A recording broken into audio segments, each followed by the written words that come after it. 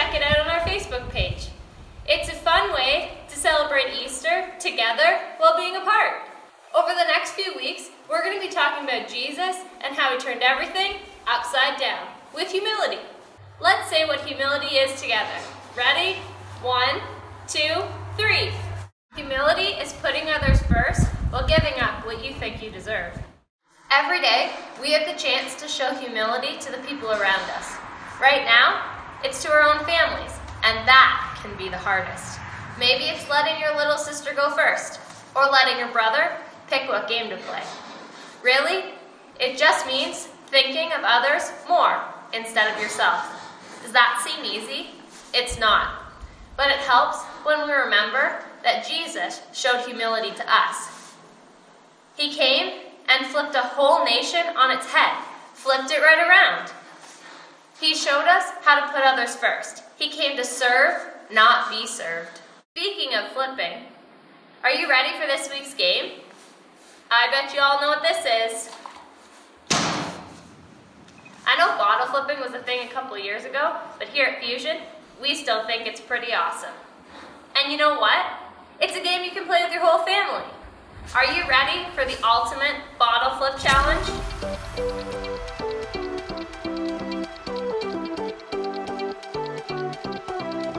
Alright, here's what you need for this challenge. A water bottle, or one for everyone in your family. It's up to you. Then a flat surface, like a table. Now, take your water bottle, fill it up about 1/8 of the way, and put the cap back on, nice and tight. Pause this video to get your supplies, and I'll wait right here. Alright, got your water bottle ready? Great. This challenge is gonna test your bottle flip expertise, your plastic pitching perfection, and your canteen cartwheels. For this challenge, you're gonna flip your water bottle and have it land successfully as many times as you can in 30 seconds. Pause this video if you need to get in position, and we're gonna do this thing together. All right, I've put a 30-second timer on the clock. Are you ready? The ultimate bottle flip challenge starts in 3, 2, 1, go.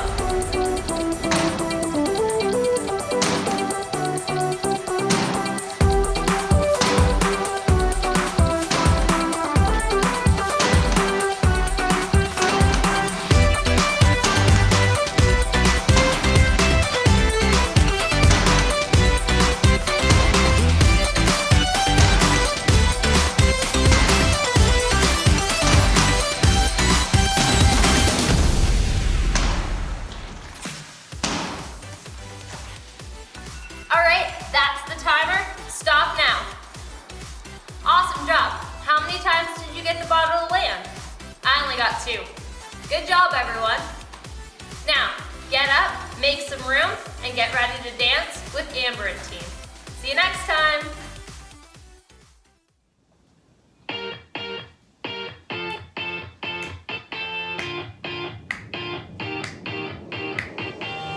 Raindrops rolling off my brim.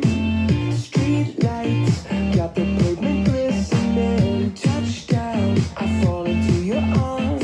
Right where I belong, your everlasting arms. And where would I be without you?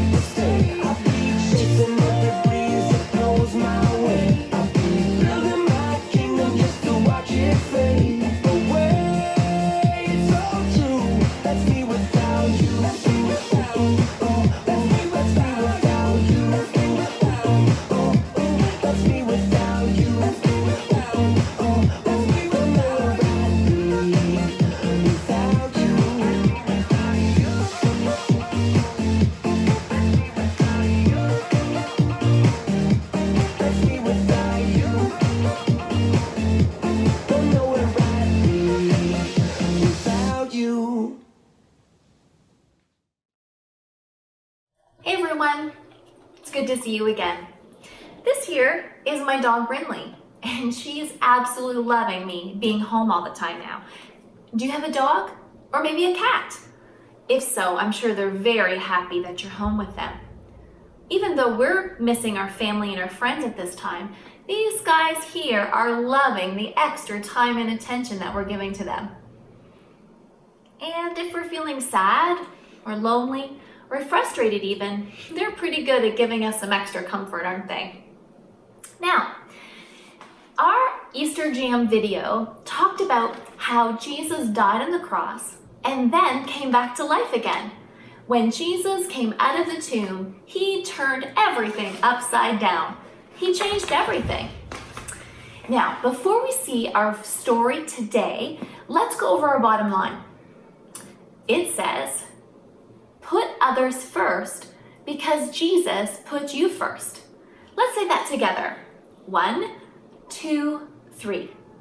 Put others first because Jesus put you first. Our video today comes from a verse in the Bible in the book of Philippians. Paul, the writer of Philippians, loved to remind people to live like Jesus did. Let's look at our verse. Don't do anything to get ahead. Instead, be humble. Value others more than yourself. You should think and act as Jesus did. He was humble and obeyed God completely. Those are some really wise words. Notice how Paul pointed back to Jesus' example. He wanted us to see how Jesus was humble so we could choose to be humble too. But what does it mean to value others more than ourselves? What does it really look like to live this way? Check out our video to find out more. Angus McCrane had been up since 5:30 a.m. for his job as a school bus driver. After 3 morning routes, he skipped lunch to clean out throw up and a spilled soda from the back of his bus. Yuck. Then there were 3 afternoon routes and a whole stack of paperwork waiting for him at the bus garage at the end of the day. So by the time Angus got home, he was starving. He couldn't wait to dig into this delicious ribeye he'd picked up. Gonna fire up that grill right away. While the grill heated, Angus prepared a baked potato and sautéed green beans. A little salt, a little lemon. Doo-doo-doo. Then he seared the steak to perfection and slid it on his plate alongside the fluffy baked potato and crisp green beans. Ooh. Thank you, Lord Jesus, for this food. Amen. Angus sliced off a corner of the sizzling steak and skewered it with his fork. But before he could take a bite, Oh, for goodness sake. with a regretful glance at his steak, Angus headed over to his front door and opened it.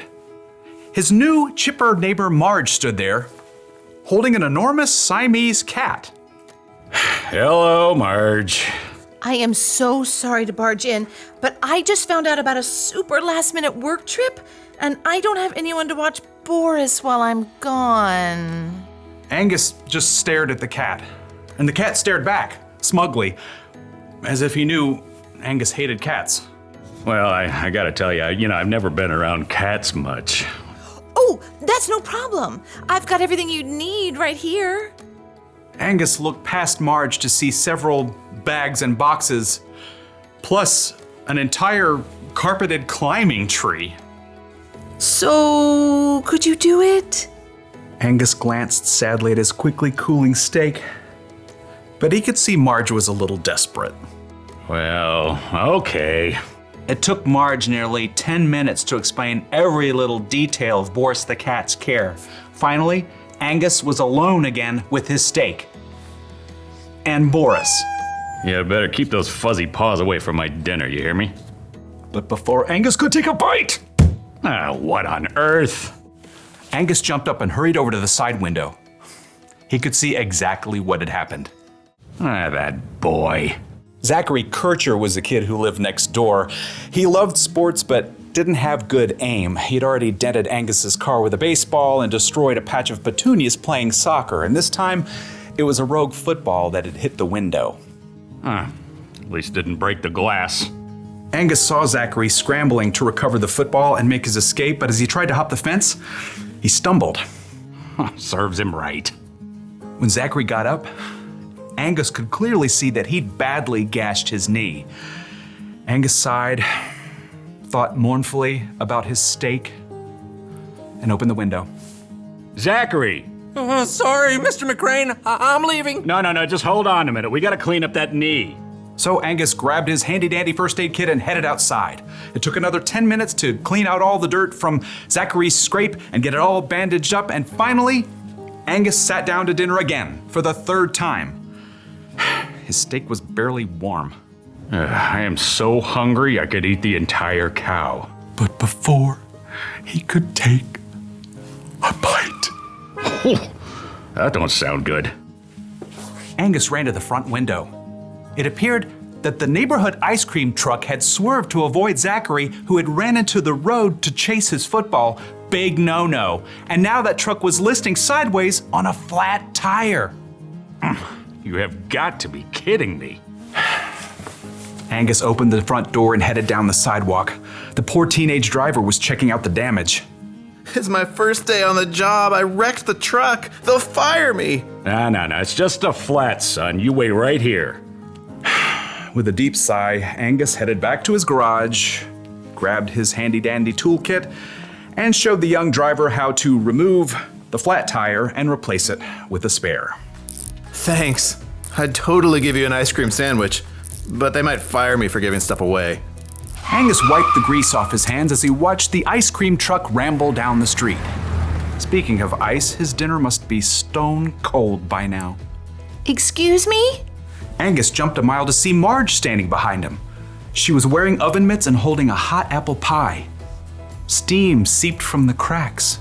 I can't eat this since I've got to leave. I thought you might like it. Well, glory be. Angus inhaled the heavenly smell.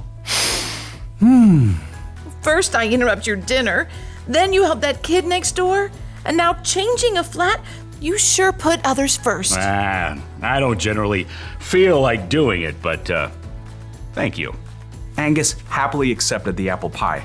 This time he would be putting dessert first while his dinner reheated in the oven. Now, it would have been a lot easier for Angus to just eat dinner and ignore the people around him who needed help, but little by little, God was helping him serve others, just like Jesus did.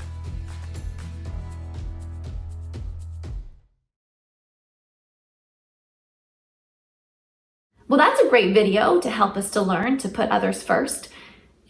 I know, it can be tough to do, especially with those in our family. Let's think of some situations where it's difficult to choose to be humble. Can you think of any? When I play games with my sister. Ah, yes. I can see how you need humility to let your sister choose the game. Again. How about when I'm doing my schoolwork? Oh, yes, for sure. Lots of humility is needed when doing school at home now.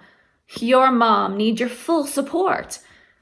When I'm sharing my chocolate bunny.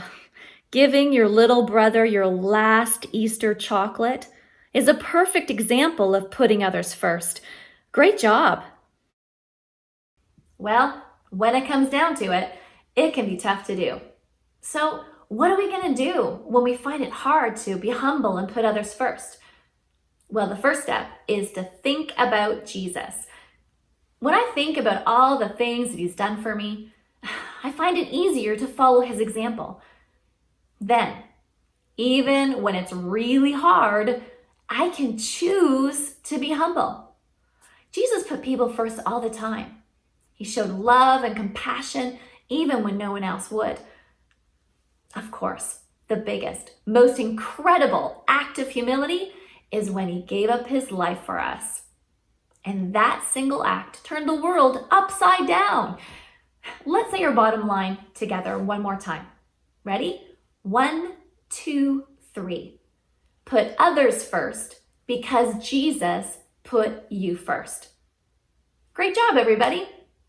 Now, before we head away, Alana has an upside down water experiment for you to try at home. See you next time. Now for this experiment, you're going to need a glass that's filled right to the brim. Then you'll need a piece of cardstock and somewhere to catch any spills that might happen. You could do this in your kitchen sink, in your bathtub, or over a container that'll catch the water. This will help keep your parents happy and avoid making a huge mess. Now let's get to the experiment. Here's what you need to do. Take your piece of cardstock and place it on top of your glass so that it covers the complete opening of the glass.